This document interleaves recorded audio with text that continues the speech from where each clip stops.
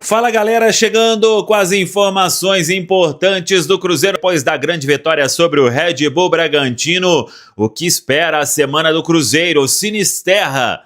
Qual a real condição do atacante que acabou ficando fora do banco? Os desfalques para sábado diante da equipe do Vasco. Colombiano que tem pré-contrato com o Cruzeiro confirmado na Copa do Mundo Sub-20. Tudo isso você confere a partir de agora na Samuca TV. Vamos lá, pessoal, antes aquele pedido sempre importante para você deixar o like, é só clicar aí no joinha, você vai curtir o vídeo. Você que ainda não é inscrito aqui na Samuca TV, faça a inscrição, na sequência, ative o sininho para não perder nenhum conteúdo, hein? Vamos juntos com as quentes do dia. O Cruzeiro até atualizou a programação, treina nesta terça, também na quarta, no treinamento da quinta, sexta, aí vem a viagem pro duelo diante da equipe do Vasco, hein?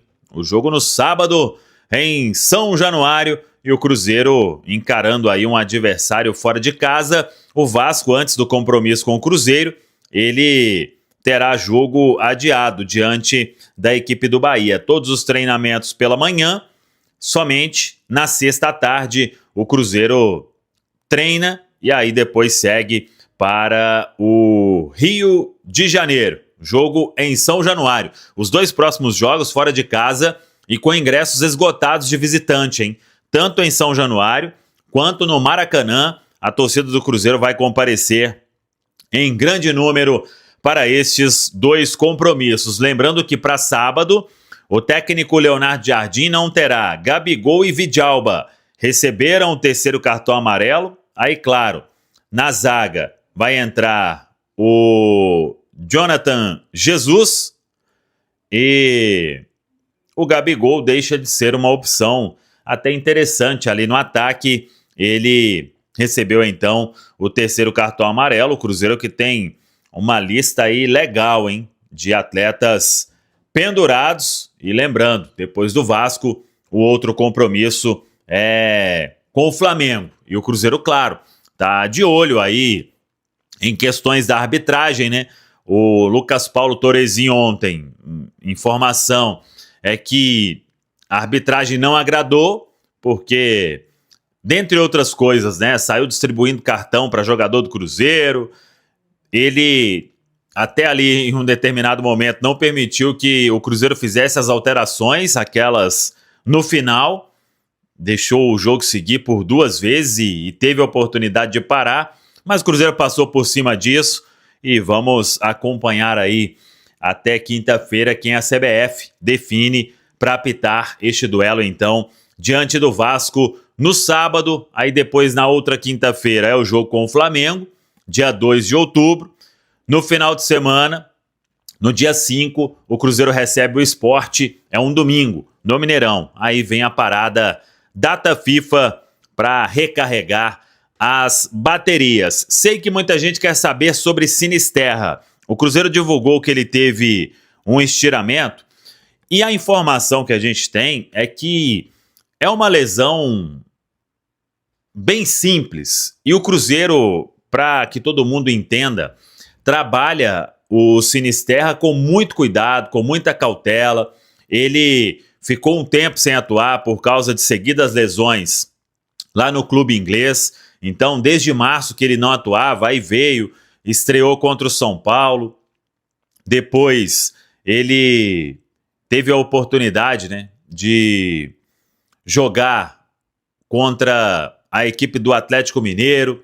Teve também o jogo diante da equipe do Bahia, que ele acabou fazendo gol. Então, o Cruzeiro trabalha com muito carinho nesta questão do Sinisterra.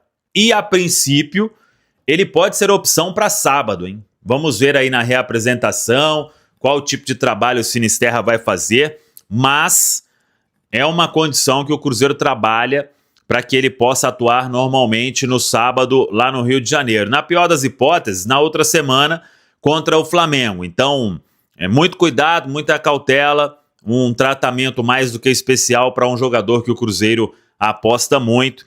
Então, sem pânico neste momento, é a informação que a gente tem sobre o atacante colombiano. Quantos tabus? 1, 2, 3, 4, 5, 6, 7, 8, 9, 10, 11. Isso pra mim não é quebrar tabu, não é mastigar tabu, né? Isso é desempenho, né? Isso é desempenho, isso é um time que está encaixado, isso é um jogo coletivo que funciona, isso é individualidade. Muito bem, você pega jogadores do Cruzeiro, boa parte desse time titular está entre os destaques do campeonato. Você pega o Fabrício Bruno, muitas seleções do turno e ele esteve presente. O Kaique, em algumas, esteve presente. Lucas Silva jogando muito bem. Matheus Pereira e Caio Jorge, nem se fala. Dois caras que aparecem pouco, mas que são pilares desse time, que são Wanderson e Christian, e que ontem tiveram um protagonismo pela mexida do Leonardo Jardim, pela leitura de jogo do treinador na vitória contra o Bragantino.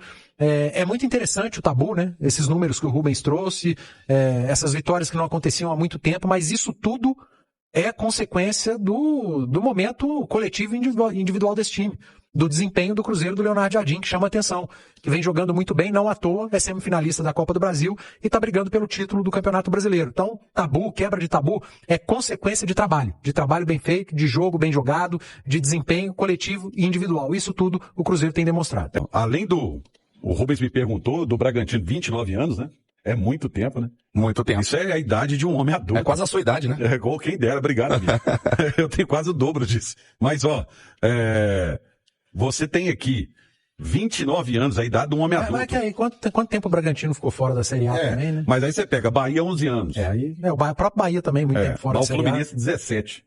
Não, Fluminense não. Fluminense já é um confronto. Fluminense e São Paulo, né, cara? São confrontos que o Cruzeiro tá sempre tendo. O São Paulo era 6 anos, tá? Mas o Fluminense 17, né, cara? É que Bahia e Bragantino retornam à Série A no momento que o Cruzeiro não tava, né? Aí você porque tem os times aqui, Bragantino, Sport, Internacional, Grêmio,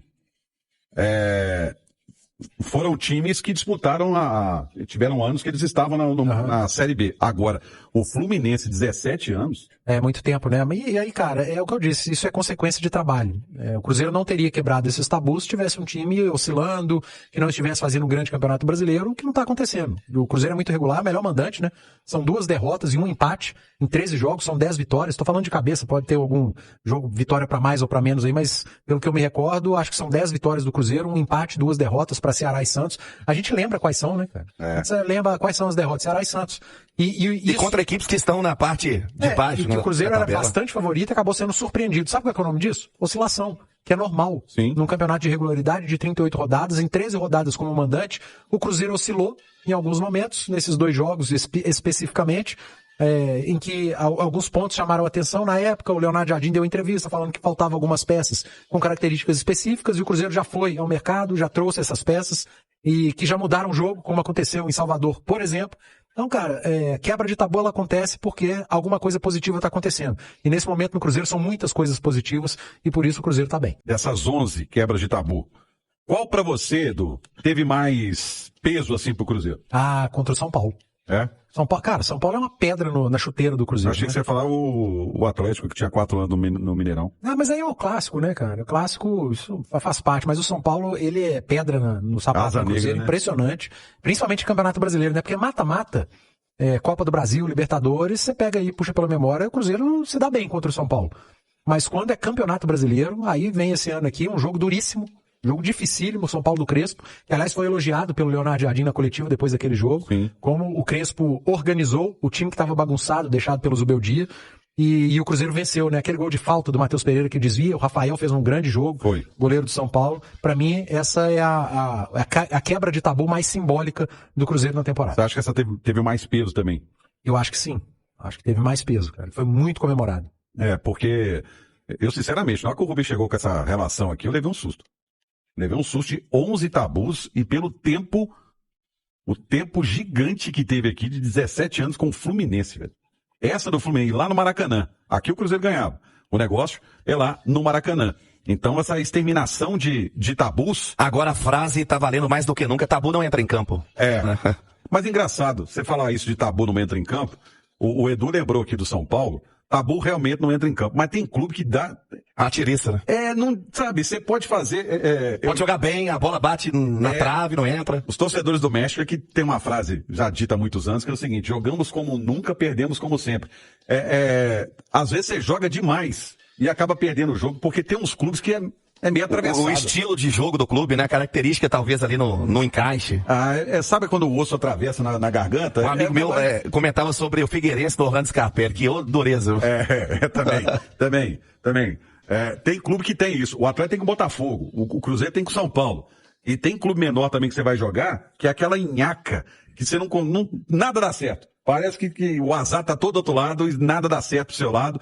Mas é impressionante realmente essa questão. E outra coisa, né?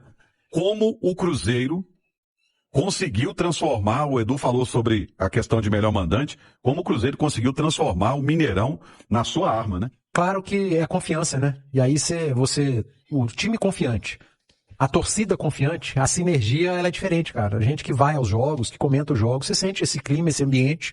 Ontem, um domingo, 8h30 da noite, cara, tinha quase 40 mil pessoas no Mineirão. E isso faz diferença. O torcedor, o jogador, na hora que ele sobe do túnel, do vestiário, para aquecer, e que ele vê, num domingo à noite, quase 40 mil pessoas, ele fala, pô, mais um jogo que a gente vai ter que correr por eles. E foi o que o Cruzeiro fez, um jogo dificílimo em que o Bragantino valorizou demais essa vitória do Cruzeiro, porque foi melhor no primeiro tempo, fez um grande segundo tempo, mas mesmo assim o Cruzeiro venceu, buscou a virada, virou mais um jogo, seguido, a segunda seguida, né? Fez contra o Bahia, fez contra o Bragantino, e essa sinergia, cara, faz muita diferença. Torcida, arquibancada, time, é o que tem acontecido com o Cruzeiro no Mineirão.